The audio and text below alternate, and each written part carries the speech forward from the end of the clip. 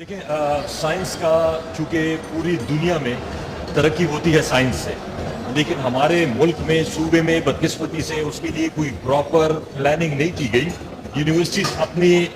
Research कर रही हैं, गवर्नमेंट अपने साइड पे बैठी हुई है, इंडस्ट्री का और एकेडेमिया का गवर्नमेंट का आपस में वो लिंकेजेस नहीं है। तो इस सारी चीज़ों को कंबाइन करने के लिए, ताकि रिसर्च का एक्चुअल फायदा हो, जो प्रोडक्ट्स बनती हैं रिसर्च होती हैं उनको कमर्शलाइज किया जा सके, उसके लिए हमने पूरा एक एजेंडा बनाया है जिसमें मुख्तलिफ चीज़ें हैं।